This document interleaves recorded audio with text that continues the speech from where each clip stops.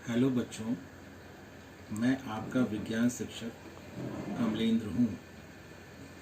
आज हम लोग विज्ञान के अध्याय 10 प्रकाश, परावर्तन व अपवर्तन के अंतर्गत क्रियाकलाप 10.9 जो आपकी किताब में पेज 190 पर है के बारे में जानकारी प्राप्त करेंगे। सबसे पहले हम सफ़ेद कागज़ की एक शीट पर एक मोटी रेखा खींच लेते हैं, जैसा कि आप कागज़ की शीट पर खिंची हुई देख रहे होंगे। इसके बाद हम एक कांच का स्लैब लेते हैं, जिसे हम कांच का पतला व कांच की पतली व छोटी सिल्ली भी कह सकते हैं। इसे हम इस मोटी रेखा पर इस प्रकार रखते हैं कि स्लैब के किनारे या कोरे रेखा के साथ कोई कोण बनाए, यानी तिरछी कोरे हों स्लैब की रेखा के साथ। ऐसा करने पर हम यदि स्लैब के पार्श्व से, साइड से, ऊपर से देखने का प्रयास करते हैं तो हमें देखने पर दिखता है कि स्लैब के नीचे की रेखा स्लैब के किनारों के पास थोड़ी मुड़ी हुई दिखाई देती है। ऐसा क्यों होता है? इसका कारण प्रकाश का अपवर्तन है। प्रकाश एक माध्यम से दूसरे माध्यम में जाने पर अपने मार्ग से विचलित हो जाता है या थोड़ा मुड़ जाता है, जिसके कारण हमें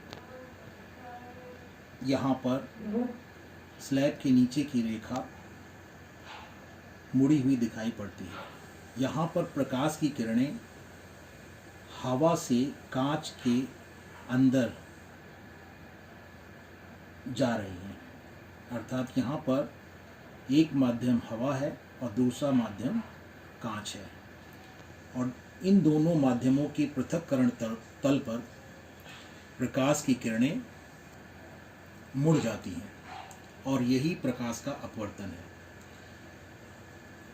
इसके बाद अगर हम इस कांच के स्लैब को इस प्रकार रखें कि यह रेखा के अभिलंबवत हो जाए, अर्थात 90 अंश का कोण बनाता हुआ हो, इस स्थिति में आप देख रहे होंगे कि पुनः एक बार हम स्लैब के पार्श्व से या साइड से ऊपर से देखते हैं, ऊपर की ओर से देखते हैं, तो हम पाते हैं कि इस स्थिति में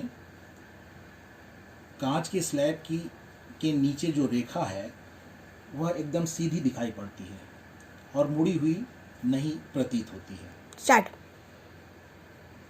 इस स्थिति में हम देख रहे हैं कि कांच के नीचे की मोटी रेखा, कांच के स्लैब के नीचे की मोटी रेखा हमें एकदम सीधी दिखाई देती है, मुड़ी हुई नहीं प्रतीत होती है।